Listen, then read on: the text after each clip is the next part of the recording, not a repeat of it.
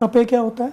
तपे in the sense कि जो हमारे 12 हैं, 17 हैं, 28 है, 52 है, 96 है, ऐसे ये हमारे। क्या, ये होता क्या है, इसके बारे में थोड़ा सा। इसमें जैसे एक समूह है कि अच्छा, समूह। समूह है, 17 गांव के एक प्रधान हो गए, 28 गांव के एक प्रधान हो गए, 52 गांव के एक प्रधान हो गए, 96 गांव के एक प्रधान हो गए, अलग अलग 12 के, पचगाम में के, चौगाम में के, ऐसे प्रधान है। तो वो सब मिला के 360 बनते हैं। पालम के बारे में, एक पालम का एक मशहूर मंदिर है, और मतलब पालम के लोग एक इष्ट देवता की तरह उस मंदिर में पूजा करते हैं। कोई बाइक ले आया, कुछ भी सामान खरीदता है तो पहले जाके मंदिर में पूजा करवाता है, माँ आशीर्वाद लेता है। या कोई भी शुभ काम करने पालम के लोग जाते हैं, हम सब भी वही हैं, हम भी जाते हैं तो मतलब पहले दादा देव महाराज की आशीर्वाद लेते हैं। हमारे दिल्ली के जो सीएम हैं वो भी जब सीएम बनने से पहले दादा मंदिर में आशीर्वाद लेके गए थे। और हमारे 12 गांव पे तो विशेष कृपा है ही है, लेकिन जितने भी क्षेत्र के लोग हैं जो एक बार यहाँ आ गए और जो वहाँ चले गए, उनकी सबकी मनोकामना वहाँ पूर्ण होती है। अभी आपने कुछ टाइम पहले मतलब 15 तारीख के आसपास एक बड़ी सभा की थी जंतर मंतर पे। वो किस विषय को लेकर थी और क्या उसके बारे में, क्या आप लोगों ने क्या प्लानिंग करी, कैसे करी, और वो इतनी बड़ी सभा सफल हुई तो उसके पीछे क्या वो है कि ऐसे आपने क्या करा और क्या विषय था? मेरे पिताजी का देहांत हो गया, 2021 की बात है, और मैंने ये जिम्मेवारी संभाली। तो उसके बाद मैं जिस जिस गांव में गया तो मैंने देखा कि गांव में पीड़ा बहुत है, हर व्यक्ति परेशान है, और छोटी छोटी समस्याएं हैं जो सैकड़ों वर्षों से परेशानियां झेल रहे हैं गांव वाले। और सरकारें आई, बदलती गई, लेकिन उनकी समस्याओं का समाधान नहीं हुआ। हमने पहली पंचायत 3 सितंबर 2023 को पीरागढ़ी के अंदर की, जिसने दिल्ली के आज तक के सभी रिकॉर्ड तोड़े कि सामाजिक पंचायत, सामाजिक मुद्दों को लेकर इतनी बड़ी पंचायत कभी हुई नहीं। और उसके बाद लगातार ये सिलसिला चलता रहा। क्या चैलेंजेस आते हैं जब एक आप भूमिका में उतरते हो प्रधान की, तो परिवार में किन चीज़ों की परेशानियां आती हैं कि परिवार में टाइम कम हो जाता है, बच्चे हैं और सब चीज़ें, परिवार है पूरा बाकी है, कहीं आना जाना पड़ता है, जब इधर रहते हैं तो शादी ब्याह भी छोड़ना पड़ते होंगे कई सारे। और मैं तो हमेशा कहता हूँ कि ये एक ऐसा दायित्व है कि खुद के लिए समय नहीं है, खुद के परिवार के बच्चों के लिए समय नहीं है, लेकिन समाज के लिए एक बिना पैसे का वकील, वकालत करने का काम, लोगों को न्याय दिलाने का काम कोई भी जो खापों के प्रधान है वो सब करते हैं। हम चाहते हैं कि उसका नाम दोबारा से पालम एयरपोर्ट रखा जाए, जो सैकड़ों सालों से चला आ रहा था। 1908 के अंदर या 1911 के अंदर हमारी जमीन गई थी एयरपोर्ट के लिए, और तब से वो एयरपोर्ट बना, तब से ही पालम एयरपोर्ट आ रहा हम था। न्यूज़ में सुनते थे कि भाई ये पालम एयरपोर्ट पे और ये हुआ, अब वो चुपके से पीछे कुछ सालों में वो भी इंदिरा जी के नाम से कर दिया। अच्छा। हमारी देश की प्रधानमंत्री, हम उनका सम्मान करते हैं, लेकिन उनके नाम से अंतर्राष्ट्रीय एयरपोर्ट है। ऐसे गांव की लोगों की भावनाओं के साथ खिलवाड़ या ठेस नहीं पहुंचाना चाहिए कोई भी सरकार हो। और हम आपके चैनल के माध्यम से आज फिर बताते हैं कि हमने प्रण किया है कि हम पालम एयरपोर्ट का नाम दोबारा से पालम एयरपोर्ट करा कर ही सांस लेंगे। नमस्कार साथियों, द सतीश लोटा शो में आपका स्वागत है। साथियों, ये तीसरा एपिसोड शूट हो रहा है। अभी तक अगर आप लोगों ने सब्सक्राइब नहीं करा है तो आप उसको कर दीजिए। अब स्टार्ट करते हैं कि साथियों, आज हम जिस टॉपिक को लेकर आए हैं वो है दिल्ली के गांव देहात और उसके साथ पालम। एक गांव है दिल्ली में पालम। पालम एयरपोर्ट जो आपने सुना होगा वो बिल्कुल उसके साथ में जुड़ा हुआ गांव है। साथियों, इन चीज़ों के बारे में जो आपसे बात की जाएगी, जाना जाएगा, क्योंकि मैं जो है हरियाणा से बिलोंग करता हूँ। उसके बाद मैं छोटा सा था, 1.5 साल का, 1 साल का, पालम में आके बस गए थे हम। तो पालम में आके बसे तो हमारा बचपन पालम में बीता। मेरे जैसे लाखों लोगों का बचपन पालम में बीता है। तो पालम के बारे में भी जानेंगे, और पालम के बारे में ही जो बातें हो रही है वो पालम के बारे में भी हो रही है। बाकी और किसी गांव के बारे में होंगी या गांव दिल्ली देहात के बारे में जितनी बातें होंगी वो आज आपके सामने हमने रखने जा रहे हैं। इन्हीं चीज़ों को बताने के लिए, अच्छे से हमें समझाने के लिए कि गांव का इतिहास क्या है, दिल्ली के गांव देहातों ने की भूमिका क्या है दिल्ली में, उन सब के बारे में आज हम थोड़ा सा जानेंगे। और उसी के लिए आज जो हमारे गेस्ट हैं उनका नाम है सुरेंद्र सोलंकी, जो दिल्ली के 360 गांव के प्रधान हैं। और आज उनसे आइए जानते हैं कि आगे वही बताएंगे कि दिल्ली देहात के बारे में क्या भूमिका है उनकी और कैसे काम किया जाता है, वो सब आपके बारे में आपको बताया जाएगा। नमस्कार प्रधान जी। नमस्कार, कैसे हैं आप? बस फर्स्ट क्लास। जी। प्रधान जी, ये पालम में हम आ गए थे, मतलब मैं 86 के आसपास में पालम में शिफ्ट, 88 में पालम में हम शिफ्ट हो गए थे कुरुक्षेत्र से, हरियाणा से। तब से पालम में रहे, तो पालम का तो एहसान हम पे है ही। पालम की ज़मीन पे हम पले बड़े, पालम की ज़मीन से हमने जितनी भी फेम गेन किया वो पालम की ज़मीन पे किया। ये पालम जो है, पालम को प्रधानता भी जो है गांव की तरफ से, मतलब 360 गांव की तरफ से मिली हुई है। इसके बारे में ज़रा आप प्रकाश डालें एक बार। देखिए, पालम गांव एक ऐतिहासिक गांव रहा है और पालम गांव की जो चौधराट की बात है, वो पालम गांव को सन 1638 के आसपास मिली थी। और ये चौधराट जो है वो पालम गांव के नाम से है, लेकिन इसमें हमारे जो 12 गांव हैं, जो हमारे भाई हैं पालम 12, वो सबके सहयोग से चलती है। और उसके बाद जितने भी हमारे तपे हैं, लगभग 34-35 तपे हैं। तपे क्या होता है? तपे इन द सेंस कि जो हमारे 12 हैं, 17 हैं, 28 है, 52 है, 96 है, ऐसे ये हमारे। क्या, ये होता क्या है, इसके बारे में थोड़ा सा। इसमें जैसे एक समूह है कि अच्छा, समूह है, 17 गांव के एक प्रधान हो गए, 28 गांव के एक प्रधान हो गए, 52 गांव के एक प्रधान हो गए, 96 गांव के एक प्रधान हो गए, अलग अलग 12 के, पचगाम में के, चौगाम में के, ऐसे प्रधान है। तो वो सब मिला के 360 बनते हैं। तो वो एक हमारे जैसे अलग अलग, जैसे मैं 360 का प्रधान हूँ, तो हमारे 96 के प्रधान भी हैं, 52 के प्रधान भी है जो 52 गांव के हैं, हमारे अलग अलग 17, 12, 28 ऐसे सब। अच्छा। हैं। तो 35 प्रधान ऐसे हैं जो टोटल दिल्ली के, जी जी जिनके आप उससे चलते होगी भाई। जी जी। वो जैसे एक हमारी कैबिनेट लगा लो। हाँ। कि भाई हम सब मिलके फैसले करते हैं। अच्छा। अकेला मैं कोई फैसला नहीं करता, और सबकी सलाह मशवरे से, रजामंदी से ही। और ख़ास तौर पे पालम की बात करूँ तो पालम में भले ही चौधराट है, प्रधानी है, लेकिन पालम हमेशा जो हमारे 12 गांव हैं, पालम के अलावा जो अलग 11 गांव हैं, उन सब से सलाह मशवरे करने के बाद हमारा एक भाईचारा है, तब ये चीज़ें चलती हैं और सबके सलाह मशवरे से ही चलती हैं। और ये जो एक ग्रामीण जो आप लोग, मतलब क्या भूमिका रहती है एक प्रधानी जितनों की, ये 12 जो आपने बताई 12 गांव, इनकी क्या भूमिका रहती है दिल्ली को लेकर? ये क्या करते हैं और किस किस चीज़ को लेकर ये काम करते हैं? किस विषय में आप लोग मतलब आगे बढ़ते हैं या लड़ाई लड़ते हैं? कुछ भी, मतलब जो भी फैसले लेते हैं किसके हित में लेते हैं, क्या हित होता है, ज़रा इस बारे में बताइए। देखिए, जहाँ भी समाज पे कोई पीड़ा आए, समाज में कोई त्रुटि फैल रही है, उसको दूर करने का काम किया जाता है, या कोई आपसी भाईचारे को बनाने की बात हो, उसमें कोई त्रुटि आ जाए, उसको दूर करने की बात की जाती है। और साथ ही साथ चाहे समय समय पे, चाहे अंग्रेज़ों के समय की बात करें हम, चाहे मुग़लों के समय की बात करें, तो कहीं ना कहीं एक जिस तरीके से लोगों के साथ, गांव वालों के साथ शोषण किया जाता था, उसमें एक समूह के तौर पर इकट्ठा होकर लोगों की लड़ाई लड़ी जाती थी, और सब मिलकर एकजुटता के साथ इस लड़ाई को लड़ते हैं। और आज भी हम सरकारों से लड़ाई लड़ रहे हैं। और इसमें सबसे बड़ी चीज़ ये है कि जितनी और खापें, उनमें से अलग पालम 360 खाप जो है उत्तर भारत की सबसे बड़ी खाप है। और ये 36 बिरादरी का समूह है। मतलब इसमें एक बिरादरी, एक गोत्र, एक गांव का नहीं है, ये 36 बिरादरी का है। और इसमें गांव लगभग 850 के आसपास गांव आते हैं। अच्छा, दिल्ली के 360 गांव तो है ही है। अच्छा। लेकिन इसके अलावा हरियाणा का बहुत बड़ा हिस्सा इसमें आता है। तो इसीलिए मैंने कहा कि ये उत्तर भारत की सबसे बड़ी खाप है और 36 बिरादरी की खाप है।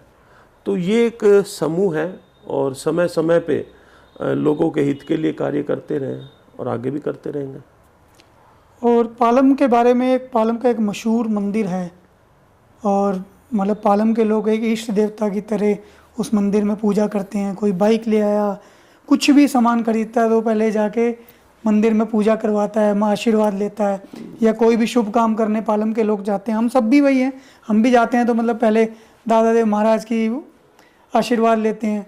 हमारे दिल्ली के जो सीएम हैं वो भी जब सीएम बनने से पहले दादे मंदिर में आशीर्वाद लेके गए थे। तो दादे मंदिर की मतलब उसके बारे में कुछ बताइए कि दादे मंदिर कब का बना है, उसकी क्या इतिहास क्या रहा है। देखिए, दादा देव हमारे कुल देवता हैं, और मैं कहूँ कि वो हमारे पूर्वज भी हैं, हम उन्हीं के वंशज हैं। और उनकी कृपा वो सिर्फ हमारे 12 गांव पे नहीं, जितने भी क्षेत्र के लोग, जैसे आपने बताया कि कॉलोनियों में, द्वारका में लोग आके रहने लगे, उस सब के ऊपर उनकी विशेष कृपा रहती है।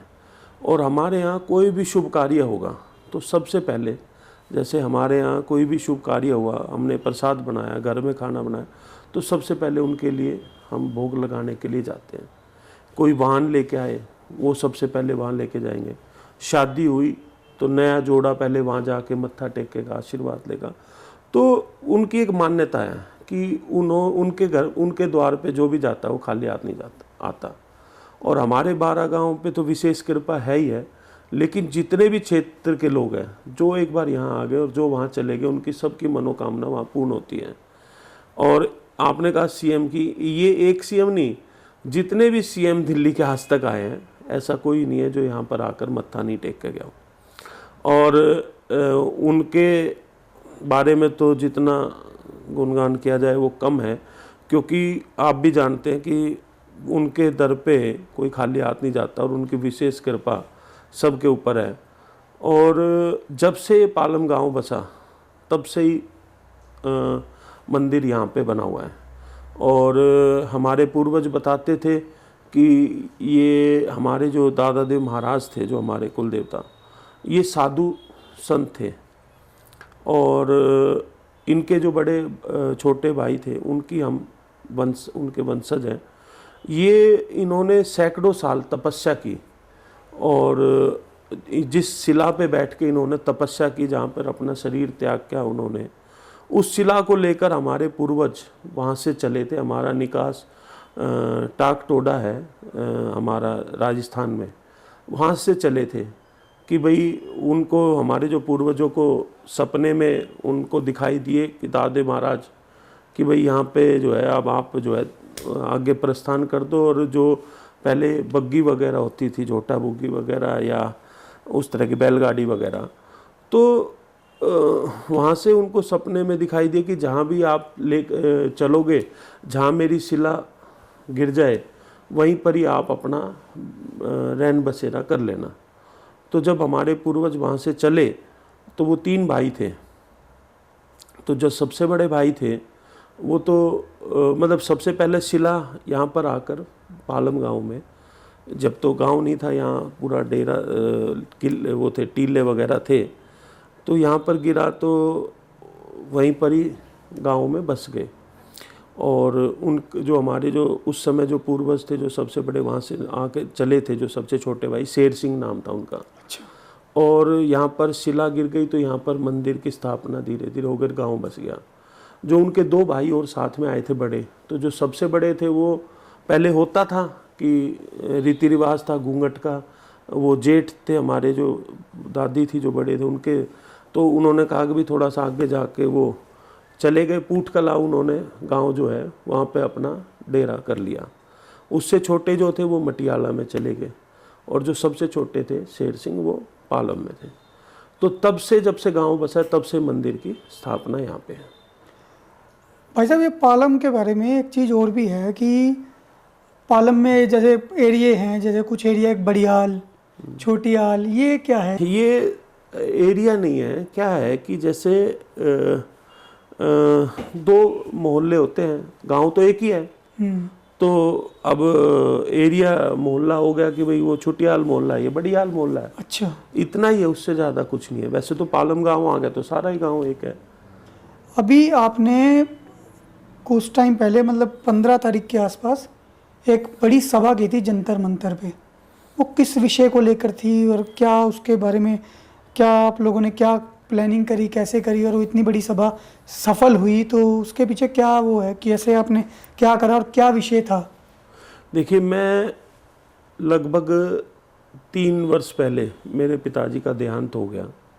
2021 की बात है, और मैंने ये जिम्मेवारी संभाली। तो उसके बाद मैं जिस जिस गांव में गया तो मैंने देखा कि गांव में पीड़ा बहुत है, हर व्यक्ति परेशान है, और छोटी छोटी समस्याएं हैं जो सैकड़ों वर्षों से परेशानियां झेल रहे हैं गांव वाले। और सरकारें आई, बदलती गई, लेकिन उनकी समस्याओं का समाधान नहीं हुआ।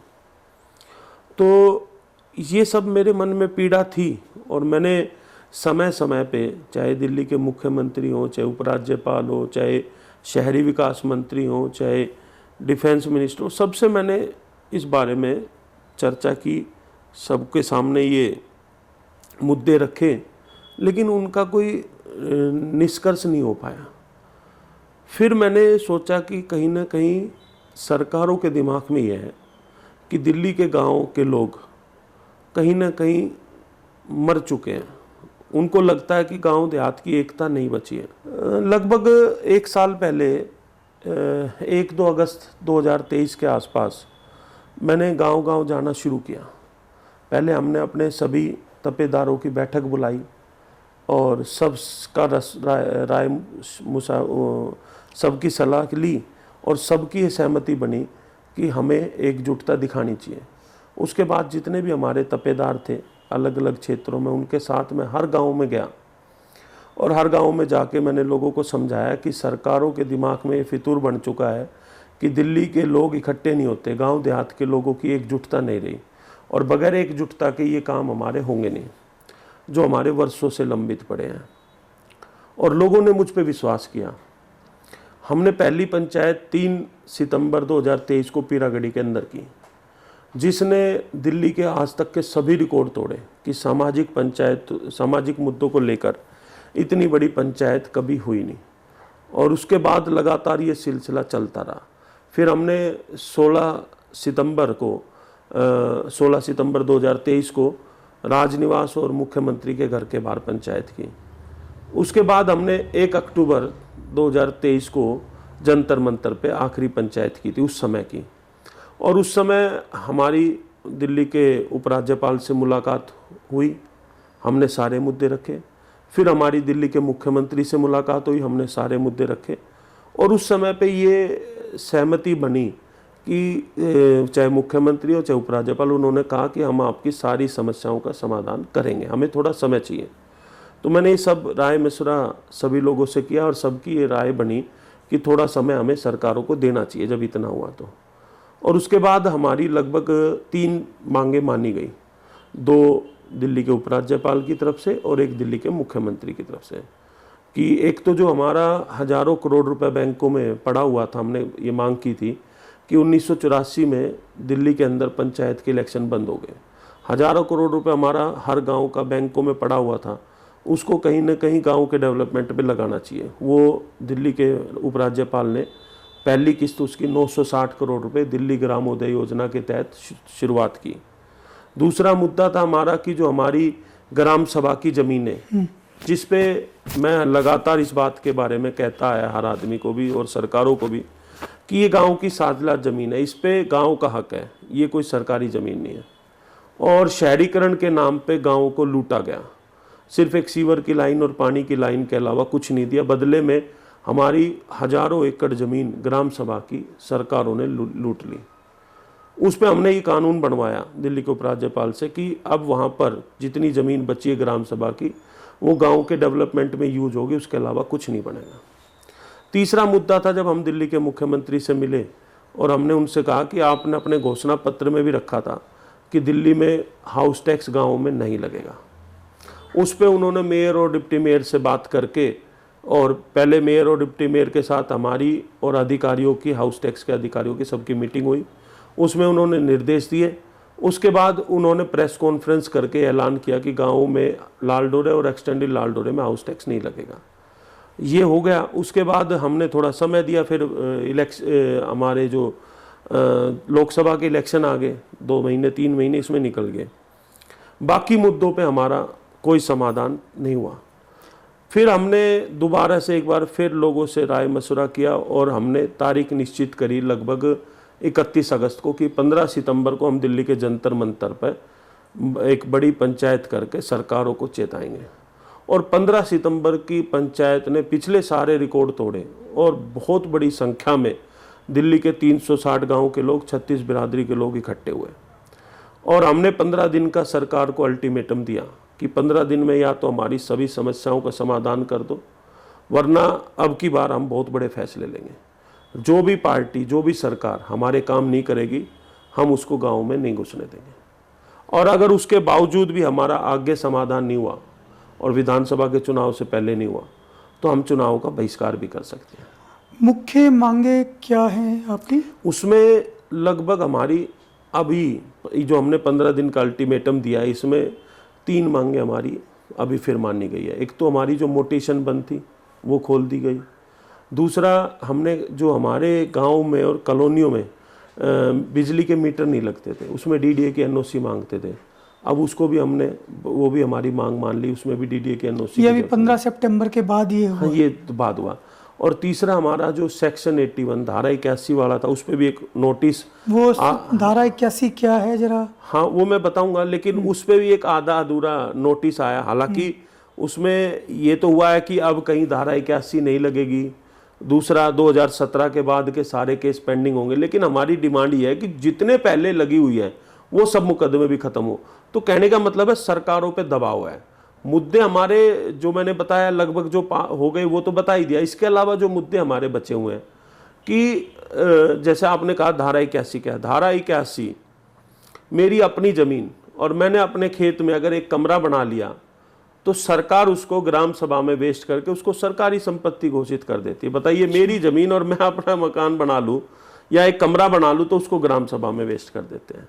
इस तरह के कानून दिल्ली के अंदर लागू हैं जो शायद देश के किसी कोने में नहीं है। और ऐसे कानून जो अंग्रेजों के समय से चले आ रहे हैं, उनमें बदलाव समय समय पे होना चाहिए। हमने कहा डीएलआर एक्ट में बदलाव होना चाहिए, डीएमसी एक्ट में बदलाव होना चाहिए, उन पे भी कोई बदलाव नहीं हुआ। अब एक जो मुद्दे हमारे बचे हुए हैं, हमारे जो गरीब भाई हैं गाँव में, ये स्कीम हमारी नहीं थी, सरकारों की स्कीम थी। अब सरकारें तो हर 5 साल में 10 साल में बदल जाती है, तो ये थोड़ी ना कि उनके फैसले को भी बदल दिया जाएगा। 1974 के आसपास 74(4) और 20 सूत्री के तहत जो भूमिहीन किसान थे उनको खेती के लिए ज़मीन दी गई, रहने के लिए मकान दिए गए।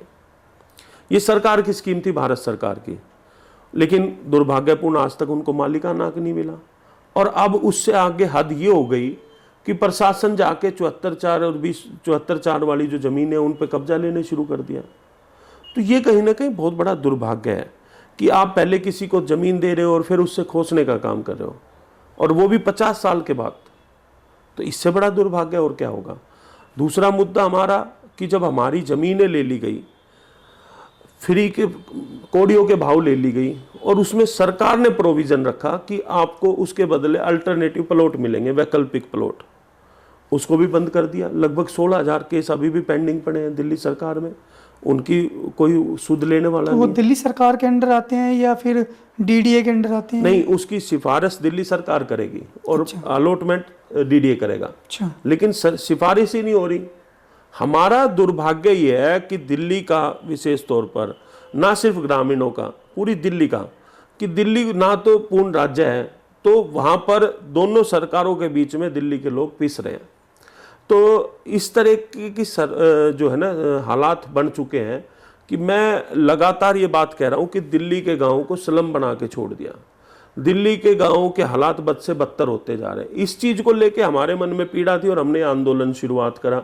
अब उससे आगे हम आएंगे तो हमारा जो 1908 के अंदर लाल डोरा बढ़ा था, बताइए आप, और लाल डोरे का प्रोविज़न जो है अंग्रेजों ने किया था। लाल डोरा क्या होता है? लाल डोरा जो गांव की आबादी थी उसमें ये डिक्लेयर किया था उन्होंने अंग्रेजों के समय में कि ये इस लाल डोरा खींच के कि इसके अंदर अंदर की जो आबादी है वो गांव की आबादी है और ये यहाँ के मूल निवासी हैं, तो इनको किसी तरह की कोई परेशानी ना हो, इनको किसी तरह का कोई टैक्स नहीं थोपा जाए, इनको किसी तरह का कि कोई परेशानी ना क्रिएट किया जाए, ना इनके अंदर कोई बिल्डिंग बायलॉज लागू होगा, ना इनके अंदर किसी तरह का कोई टैक्स लगेगा। लेकिन 1908 से आज 2024 आ गया, लाल डोरा नहीं बढ़ा। हम ये कह रहे हैं कि जब हमारी जमीन कोड़ियों के भाव ले ली, हमारी सारी ग्राम सभा की जमीन सरकार हड़प ली, तो उसके बाद हमारे से किस चीज का टैक्स मांगते हैं?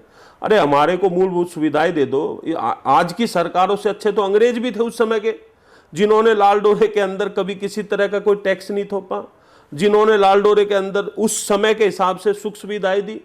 आप मुझे बताइए, आज की सरकारों में, चाहे पूर्व की सरकारें हो, कौन सी सरकारों ने लाल डोरे का बजट रखा? मुझे ये बता दीजिए, एक भी सरकार ने नहीं रखा।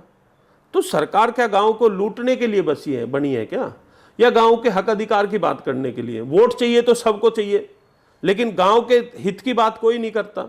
तो इन सब चीज़ों को लेके हमने एक ये मेजोरिटी बनाई और एक आंदोलन खड़ा किया, और आज ये आंदोलन कामयाबी की ओर जा रहा है। और इतना बड़ा सरकारों पे दबाव है कि दोनों तीनों सरकारें घबराई हुई, और हमने ये फैसला कर लिया कि हम अपने जो हमारा 11 सूत्रीय एजेंडा था उनका समाधान दिल्ली के विधानसभा के चुनाव से पहले करा के छोड़ेंगे। और नहीं करेंगे तो मैंने कहा कि जिस तरीके से एक दिल्ली देश की राजधानी है, अगर दिल्ली के 360 गांव के लोग चुनाव का बहिष्कार करते हैं तो उससे बड़ा काला दिन दिल्ली के देश के इतिहास में नहीं आ सकता।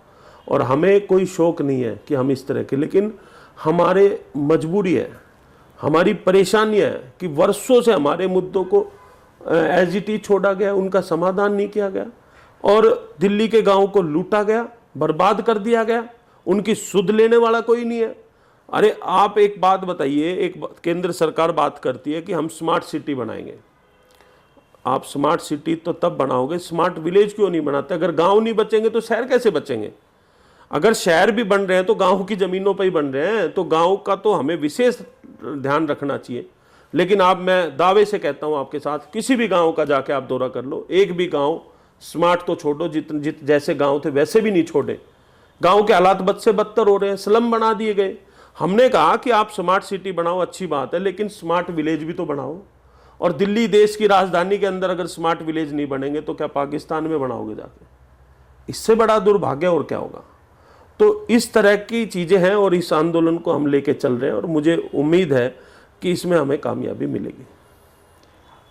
आपने दिल्ली में पढ़ाई करी, उसके बाद शायद इलेक्शन भी आपने लड़ा? जी। कौन कौन से इलेक्शंस आपने लड़े या कंटेस्ट करे, या क्या क्या रहे आप? देखिए, किन किन पदों पे इससे पहले? मैं आपको बताऊं कि मेरे पिताजी इस भूमिका में थे, प्रधान की भूमिका में, और लगभग 15 से 16 साल वो प्रधान रहे। उससे पहले कौन थे? उससे पहले मेरे दादाजी थे। अच्छा। वो लगभग 25 से 30 साल प्रधान रहे। तो ये एक ऐसा पीड़ा थी हमारे ऊपर, इतनी बड़ी घटना घट गई थी कि अचानक से कोविड के समय में मेरे पिताजी का देहांत हो गया।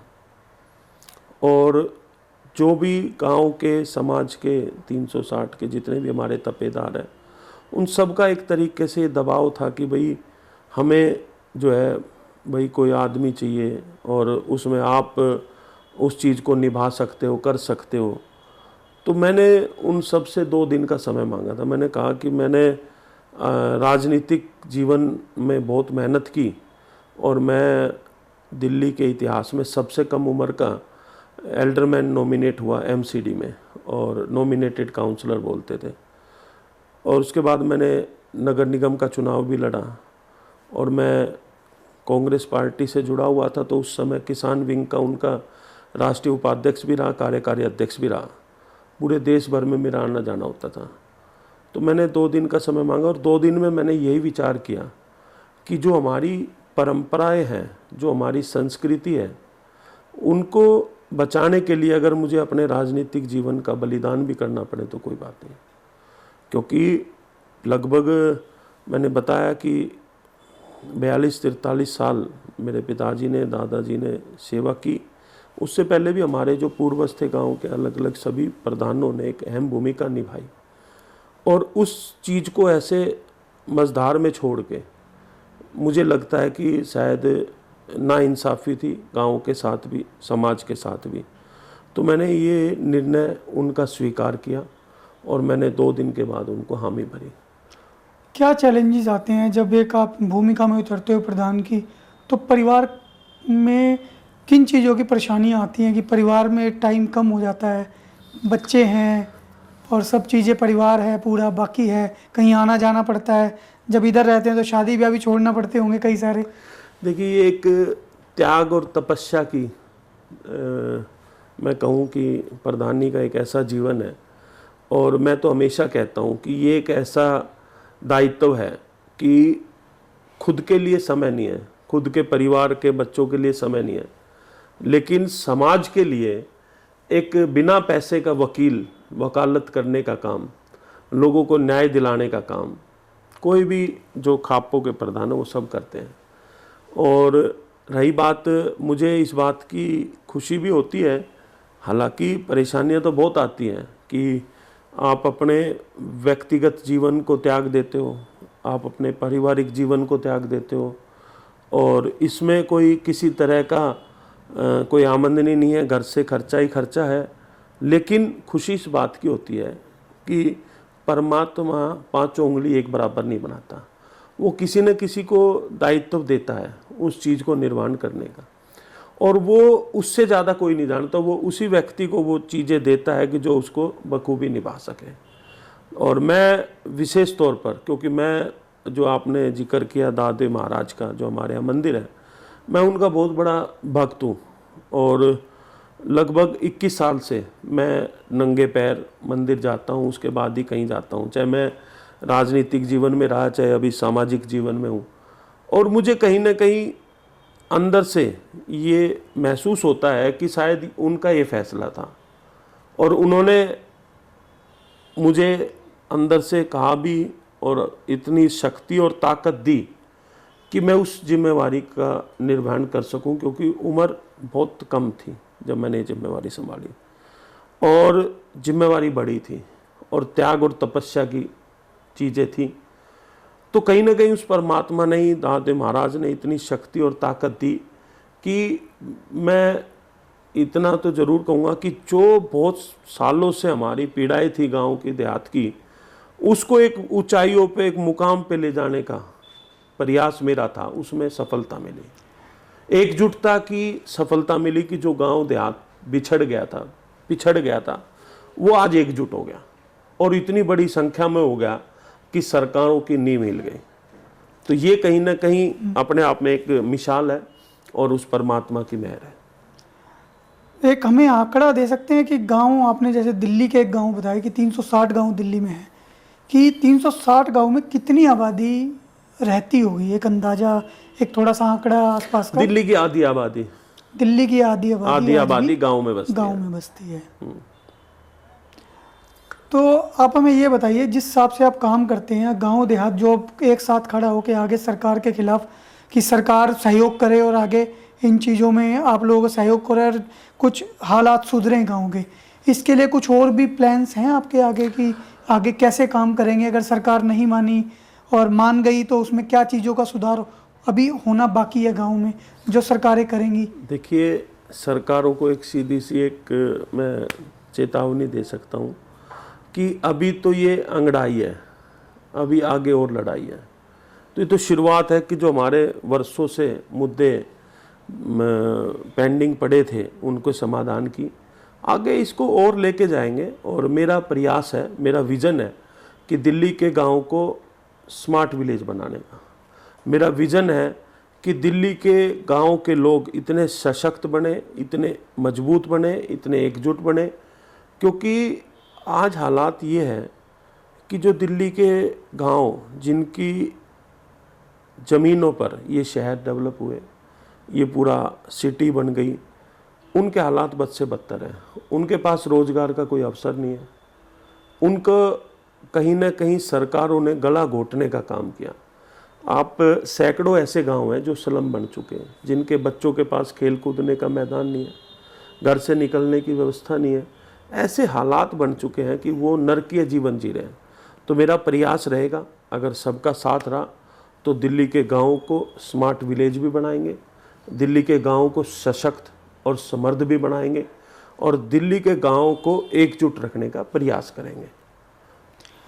तो जैसा कि साथियों आपने देखा, हमने प्रधान जी से बात करी, दिल्ली देहात के बारे में जाना, उनकी परेशानियों को जाना और क्या क्या चैलेंजेस आए और आगे उनके क्या प्लान्स हैं और सरकारों को क्या क्या काम करना चाहिए, सरकारों से क्या क्या अनुरोध है। तो इन चीज़ों को लेकर इतनी सारी बातें हुई और आपने देखा। तो प्रधान जी, समय देने के लिए बहुत बहुत धन्यवाद। समय के लिए नहीं, मैं आपका भी धन्यवाद करना चाहूँगा कि आपने इन दुख तकलीफ़ों को, पीड़ा को गांव वालों की समझा। और दिल्ली के गांव तो वो गांव है, मैंने कहा ना, कि जिन्होंने हमेशा, चाहे हमारे हरियाणा के भाई हों, चाहे राजस्थान के हों, चाहे यूपी के हों, चाहे बिहार के हों, किसी भी देश के कोने के हों, उनका सबका हृदय दिल खोलकर स्वागत किया और कभी किसी से हीन भावना नहीं रखी। और मैं आपके चैनल के माध्यम से बता देता हूँ कि हम सिर्फ सरकारों से अपनी लड़ाई लड़ रहे हैं, अपने हक अधिकार की बात कर रहे हैं, हम किसी के खिलाफ नहीं हैं। और दूसरी बात, अभी जो आपने बताया एक विषय उसमें छूट गया था, अगर आप कहो तो मैं उसमें जोड़ देता हूँ। बिल्कुल बिल्कुल। कि दिल्ली पालम गांव की मैं बात करूं तो पालम गांव की जो सीम थी वो 52 सीम थी, मतलब 52 गांव की सीम उसमें लगती थी। धोला कुआं जो रिज रोड है वहां तक पालम गांव की जमीन थी। अच्छा। अब पालम गांव की जमीन पे एयरपोर्ट बना, हालांकि और भी कई गांव की जमीन उसमें गई, एयरफोर्स स्टेशन बने, उसके बाद द्वारका सिटी बन गई। ऐसे बहुत सारे उदाहरण हैं।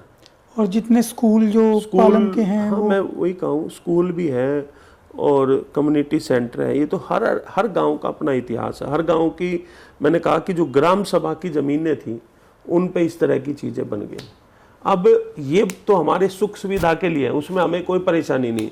लेकिन परेशानी कहाँ पर आती है कि जब एक डिपार्टमेंट, बीडीओ का डिपार्टमेंट, जिसके पास सारी ग्राम सभा की ज़मीनों का रिकॉर्ड होता था, वो एक डिपार्टमेंट, सरकारी डिपार्टमेंट से दूसरे सरकारी डिपार्टमेंट को वो ज़मीन बेच रहा है। उसका पैसा गांव वालों को नहीं दे रहा, लेकिन गांव के डेवलपमेंट के यूज में भी नहीं ले रहे। वो पैसा कहां जा रहा है उसका आज तक पता नहीं। उसके अलावा गांव की जो ग्राम सभा की जमीन है उस पर लाकर जेजे कॉलोनी बसा दी, वो प्राइवेट संस्थाओं को दे दिया। हमें उनसे परहेज नहीं है, लेकिन जब सरकार हमारी जमीन जो हमारे से एक्विजिशन करती है तो उस पे बसाए ना। हमारी ग्राम सभा की जमीन पे तो हमारे सुविधा के अनुसार काम करे, वो सरकारों ने कभी नहीं किया। अब जागृति, मैंने हमेशा कहा ये गांव के अंदर भी जा के लोगों को, कि दिल्ली के 360 गांव कैसे लुटे और पिटे हैं कि जागरूकता और एकजुटता ना होने के कारण। अब जागरूकता भी आ रही है और एकजुटता भी हो रही है। तो अब गांव को लूटने नहीं दिया जाएगा और सरकारों से एक एक पाई का हिसाब लिया जाएगा, चाहे कोई भी सरकार हो। हमारी किसी एक व्यक्ति, एक पार्टी, एक सरकार से लड़ाई नहीं है, हमारी लड़ाई है हमारे हक अधिकार की। उसके बीच में जो भी आड़े आएगा उसको हिसाब किताब किया जाएगा। तो ये चीज़ें हैं। और दूसरा मैं एक बात और बताता हूँ आपको। एक दुर्भाग्यपूर्ण हमारा ये रहा कि हमने पीछे इस बारे में नागरिक उड्डयन मंत्रालय से भी बात की थी, मंत्री से, कि एयरपोर्ट की ज़मीन गई पालम की और पालम की ज़मीन पे एयरपोर्ट बना और उसका नाम पहले पालम एयरपोर्ट था। अब दुर्भाग्य से टर्मिनल 1 की बात कर रहा हूं मैं, टर्मिनल 3 तो पहले से इंदिरा जी के नाम था। हमें उसमें परेशानी ना, हम उसमें कोई राजनीति करना चाहते, लेकिन इतनी बड़ी हमारे देश की प्रधानमंत्री थी, वो हमारे लिए है सर्वमान्य, उनके नाम से हमें कोई परेशानी। लेकिन पालम एयरपोर्ट जो टर्मिनल 1 था उसका नाम क्यों बदला गया? हम चाहते हैं कि उसका नाम दोबारा से पालम एयरपोर्ट रखा जाए, जो सैकड़ों सालों से चला आ रहा था। 1908 के अंदर या 1911 के अंदर हमारी जमीन गई थी एयरपोर्ट के लिए और तब से वो एयरपोर्ट बना, तब से ही पालम एयरपोर्ट आ रहा था। हम न्यूज में सुनते थे कि भाई ये पालम एयरपोर्ट पे और ये हुआ, अब वो चुपके से पीछे कुछ सालों में वो भी इंदिरा जी के नाम से कर दिया। अच्छा। हमारी देश की प्रधानमंत्री, हम उनका सम्मान करते हैं, लेकिन उनके नाम से अंतर्राष्ट्रीय एयरपोर्ट है। ऐसे गांव की लोगों की भावनाओं के साथ खिलवाड़ या ठेस नहीं पहुंचाना चाहिए कोई भी सरकार हो। और हम आपके चैनल के माध्यम से आज फिर बताते हैं कि हमने प्रण किया है कि हम पालम एयरपोर्ट का नाम दोबारा से पालम एयरपोर्ट करा कर ही सांस लेंगे। प्रधान जी बहुत बहुत धन्यवाद। आपकी जो भी मांगे हैं सरकार से, परमात्मा करे जल्दी पूरी हों और आप लोगों के हक मिलें जो जिसके लिए आप लड़ाई लड़ रहे हो। पहली बात तो आंदोलन की जरूरत ही नहीं पड़नी चाहिए थी किसी भी चीज़ के लिए। आंदोलन कब किया जाता है? जब चीज़ें इंसान के हाथ से निकल जाती हैं, कोशिशें अपार हो जाती हैं कि भाई इतनी कोशिशें हो गई और कुछ हो नहीं पा रहा, इस वजह से ये चीज़ें होती हैं कि वो आंदोलन का रूप ले लेती हैं। तो वही है कि मैं सरकारों से अपील करूंगा कि इनकी बातें सुनी जाएं और इनकी बातों को माना जाए और जल्द से जल्द हम फिर मिलें अगर चीज़ें हल होती हैं। तो इसी के लिए धन्यवाद। Thank you for watching the Satish लोटा शो। Yeah.